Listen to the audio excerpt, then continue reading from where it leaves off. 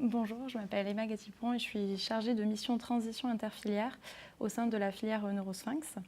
Et aujourd'hui, je vais vous parler du groupe de travail interfilière transition enfant-adulte et plus précisément du site internet, d'un site internet sur la transition dans les maladies rares qui a été réalisé dans le cadre du groupe de travail et qui est sorti la semaine dernière, donc le 12 septembre. Alors tout d'abord, je vais vous parler du contexte dans lequel est né ce groupe de travail et donc le site internet Transition Maladies Rares. Donc, il y a 5 thématiques qui ont été définies comme transversales aux 23 filières de santé maladies rares. Il y a l'ETP, l'outre-mer, le médico-social, ville-hôpital et ce qui nous intéresse aujourd'hui, la transition. Et donc pour s'occuper de cette thématique, début 2016, la filière Neurosphinx a été nommée par la Direction générale de l'offre de soins, donc la DGOS, pilote du groupe de travail transition interfilière. Et donc ce groupe, il a pour objectif de lancer une dynamique, une culture commune transition au sein des filières et de développer des actions en transversalité. Et donc sur ces 23 filières, 21 font partie du groupe de travail et partagent cette problématique de la transition enfant-adulte. Alors là, je vous ai mis les logos des filières membres du groupe de travail, donc il y a 21 filières.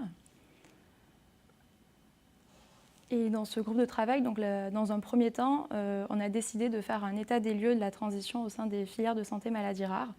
Nous l'avons réalisé en décembre dernier, en décembre 2017.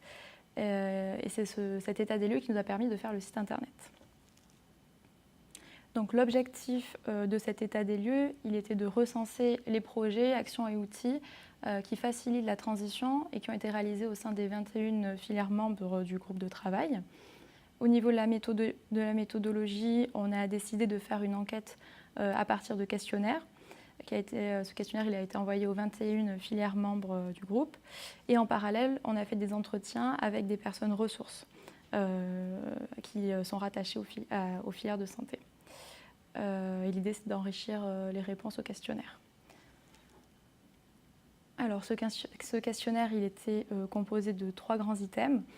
Le premier était sur l'organisation de la transition au sein des filières. Donc, par exemple, est-ce qu'au sein de la filière, il y a une personne ressource ou une personne qui est consacrée à la transition? Le deuxième item, il était sur l'organisation de la transition au sein des centres de référence. Donc, par exemple, est-ce qu'il y a des consultations de transition qui sont organisées? Est-ce que des programmes de TP sur la transition ont été développés, etc. Et le troisième item, il était sur les outils développés par le réseau des filières et les projets en cours à venir au sein des filières en transition. Donc, au total, on a eu 21 filières de santé maladies rares qui ont répondu, donc toutes. 7 personnes ressources ont été rencontrées et 14 espaces de transition dédiés aux adolescents et à la transition donc, ont été recensés en France. Alors, une fois que cet état des lieux a été réalisé, l'idée c'était de partager, de diffuser tout ce qu'on avait pu recenser sur ce qui se faisait en transition. Et donc pour cela, on a décidé de réaliser un site internet consacré à cette thématique. C'est un site qui a pour but d'être destiné aux professionnels de santé, mais aussi aux parents, aux adolescents. Donc le site internet, il a pour vocation à être un outil d'information et de partage de savoir, surtout ce qui concerne la transition et le transfert des patients atteints de maladies rares et ou chroniques.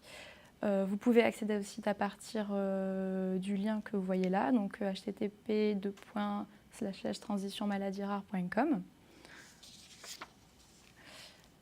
Et donc à la diapositive suivante, je vais vous présenter donc, à quoi ressemble aujourd'hui ce site internet qui est sorti donc, le 12 décembre. C'est un site internet qui est composé de 8 menus. Alors le premier de ces menus s'appelle « À propos ». Donc vous pouvez retrouver la définition de la transition et du transfert. Il y a un onglet qui réexplique la constitution de ce groupe de travail et qui renvoie vers les filières de santé maladies rares qui ont participé au groupe de travail, enfin vers les sites internet des filières qui ont participé au groupe de travail. Et vous pouvez télécharger l'état des lieux de la transition qui a été fait en décembre 2017. Il est en version PDF sur le site. Et vous avez aussi le dernier onglet qui s'appelle du financement de vos projets, qui présente des associations, enfin des fondations qui peuvent financer vos projets en transition. Alors, le deuxième onglet, c'est réseau. Donc là, vous pouvez y retrouver les filières qui ont développé un réseau de correspondants pédiatre, médecin pour adultes. Donc c'est un renvoi vers leur site internet et vers cette fonctionnalité-là. Le troisième onglet concerne les lieux dédiés à la transition. Alors le premier sous-menu, donc à l'hôpital, c'est une liste en fait des lieux de transition dédiés aux adolescents qui existent au sein des hôpitaux. Vous pourrez retrouver par exemple la suite Necker ou encore Passage qui se situe à l'hôpital Mère-Enfant de Lyon. Et ensuite, le deuxième sous-menu en ville, là il s'agit de lieux dédiés aux adolescents, mais qui se situent en ville. On est sur des lieux comme les maisons des adolescents ou encore les espaces santé jeunes. Ce sont des lieux ouverts et gratuits et sans rendez-vous pour les adolescents. Le quatrième menu, donc les outils, lui recense plusieurs choses. Donc En pratique, vous pouvez retrouver les guides et les livrets de transition qui ont été développés par des professionnels ou par des associations.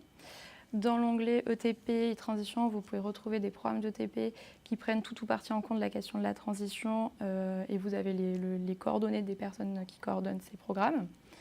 Et enfin, dans le dernier sous-menu PNDS et recommandations, comme son nom l'indique, vous retrouvez ce genre de ressources qui ont été réalisées par des filières et des centres de référence pour une pathologie donnée et qui permet d'anticiper au mieux cette période de transition et donc ce passage. Le menu recherche et formation, donc là vous retrouverez une liste des recherches en transition qui sont menées ou qui ont été menées au sein des filières, mais pas seulement. Et vous pouvez aussi retrouver la liste des formations, donc ce sont des diplômes interuniversitaires ou diplômes universitaires. Donc vous avez la liste de ces DIU ou DU qui sont consacrés à l'adolescent dans ce sous-menu formation. Concernant le menu espace documentaire, celui-ci on l'a divisé en deux. Il y a une partie sur les sites ressources à destination des professionnels de santé sont des sites qui abordent la question de l'adolescent et de l'adolescence en général. Et le deuxième sous-menu qu'on a appelé pour les ados, lui recense des sites internet ou brochures à destination des adolescents sur des thèmes tels que la sexualité, l'orientation professionnelle ou encore la santé mentale. Et ce sont des sites ressources vers lesquels les professionnels de santé ou les parents peuvent orienter leurs adolescents. Concernant le menu à l'étranger, donc là on a recensé des programmes de transition ou des projets en transition qui existent à l'étranger. Donc pour l'instant il n'y a que 4 pays, mais on espère pouvoir enrichir largement ce menu-là. Et enfin les associations. Ce menu est consacré donc aux associations et aux associations qui ont réalisé des projets en transition ou qui travaillent avec les adolescents. Ensuite, je voulais terminer je voulais revenir sur la page accueil de ce site internet où vous pourrez retrouver une rubrique actualité qui a pour vocation d'être mise à jour suivant l'actualité en transition en France ou à l'étranger. Vous avez ensuite à droite de cette page accueil un moyen de télécharger l'application La Suite Necker qui a été réalisée par des professionnels de santé et des adolescents suivis à l'hôpital Necker. Alors le but de cette application, c'est de permettre aux adolescents d'être autonomes face à la gestion de leur parcours de soins. Et elle sera bientôt téléchargeable, mais elle n'est pas encore sortie. Elle sera téléchargeable par n'importe quel adolescent, quel que soit son hôpital de suivi ou sa position géographique en France ou dans un pays francophone. Vous pourrez toujours à droite de la page d'accueil, vous trouvez une partie newsletter. Donc si vous voulez être abonné à la newsletter Transition, vous pouvez vous y inscrire et vous la recevrez trimestriellement. Et enfin, si vous souhaitez participer à l'enrichissement de ce site internet, n'hésitez pas à nous contacter via le formulaire de contact. Le but de ce site, pour l'instant, il n'est pas exhaustif et le but c'est d'en faire un site ressource sur la question de la transition enfant-adulte et pour cela, il faut qu'il soit le plus complet possible. Je voulais terminer sur les perspectives de travail dans le cadre du groupe de travail interfilière transition. Donc on a réfléchi à plusieurs possibilités de travail. La première, c'est l'élaboration d'un référentiel de compétences transversales à acquérir par l'adolescent durant la période de transition. Ce serait un travail qui serait réalisé en collaboration avec la filière FAI2R, qui est pilote du groupe de travail ETP. On a aussi réfléchi à la création d'outils de transition transversaux aux filières de santé et maladies rares, comme des guides ou des livrets qui expliquent qu'est-ce que c'est la transition aux adolescents, etc. Une autre perspective de travail, c'est de former et sensibiliser les médecins adultes à la transition et à la période de l'adolescent. Il y a des vidéos, du e-learning ou encore des MOOC. Et enfin, dernière perspective de travail serait de constituer un réseau de médecins dont la spécialité est transversale aux pathologies telles que la gynécologie, l'odontologie ou encore la dermatologie. Je vous remercie pour votre attention et vous pouvez me contacter à mon adresse mail. Donc merci beaucoup Emma pour cette présentation. Une des missions importantes des filières, c'est ces travaux transversaux comme celui interfilière autour de la transition.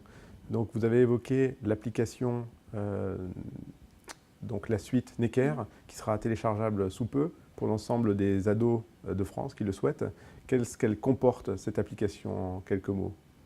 Alors c'est une application qui a pour objectif de rendre autonome, d'être un outil pour rendre le jeune autonome face à sa santé, on va dire. Et elle lui permet il y a plusieurs fonctionnalités, il y en a 7. Vous avez une fonctionnalité pour que le jeune puisse enregistrer tous les professionnels de santé qu'il a, les prendre en photo, noter leur adresse mail, leur numéro de téléphone, etc. Il y a une fonctionnalité qui s'appelle Mes notes, où là le jeune peut rentrer toutes les questions qui se posent et qu'il pourra poser par la suite à son médecin lorsqu'il aura un rendez-vous. Il y a une fonctionnalité qui s'appelle prise de rendez-vous. Bon, comme son nom le dit, c'est pour justement que le jeune puisse enregistrer la date de ses prochains rendez-vous. Vous avez une fonctionnalité qui s'appelle aide et conseil. Donc là, c'est une fonctionnalité qui est divisée en 4 catégories. Sexualité, santé mentale, drogue et addiction et scolarité et orientation professionnelle, et qui renvoie en fait à des sites ressources pour les jeunes sur cette question-là, qui sont des sites généralement faits par Santé publique France par exemple, où ce sont des sites sûrs où les jeunes peuvent aller chercher de l'information. Vous avez un onglet tuto qui renvoie vers les tutos qui ont été réalisés par l'espace de transition La Suite, qui explique notamment aux jeunes qu'est-ce que la transition, ce genre de choses. Et vous avez un onglet passeport santé, où là le jeune peut se prendre en photo, rentre son numéro de sécurité sociale, de mutuelle, enfin toutes les informations en santé importantes. Et il peut également évaluer il y a une fonctionnalité pour évaluer la douleur, où il en est, s'il a mal, etc., suivant les parties du corps. Au niveau des vaccins, s'il est à jour, aussi, il y a une fonctionnalité pour ça. Et je crois que j'ai fait le tour des fonctionnalités. Il est possible d'exporter les informations auprès de son médecin? Alors, il est possible, notamment tout ce qui est douleur, je crois, vaccin et contraception. Et on peut aussi noter la contraception qu'on prend et activer une alarme. Il est possible de télécharger en PDF ces onglets-là.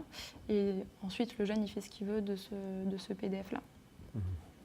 Donc, à travers le travail interfilière qui a été conduit sur la transition, est-ce que vous avez impliqué des médecins du travail qui peuvent nous aider, on peut imaginer, à construire le parcours professionnel de nos jeunes patients? Et c'est vrai que c'est au moment de la transition que beaucoup des orientations vont se décider. Alors, c'est vrai que pour l'instant, on n'a pas travaillé sur la question de l'orientation professionnelle dans le cadre du groupe de travail, mais si c'est un projet que le groupe veut mener, je pense qu'évidemment, il faut intégrer ce genre les médecins du travail, car on sait que dans les maladies rares, les ados peuvent s'orienter vers des orientations qui, plus tard, des métiers qu'ils ne pourront pas faire suite à leur maladie ou parce que ce n'était pas une orientation adéquate avec la gestion de leur maladie et de leur santé. Et donc, en effet, c'est une problématique qui se pose et que le groupe interfilière peut tout à fait envisager. Alors, un autre point au moment de la transition, c'est la question de l'activité physique. Je sais que dans les différents espaces, il y en a 17 de créés. 14 de créés. Dans certains d'entre eux, il y a des espaces d'activité physique.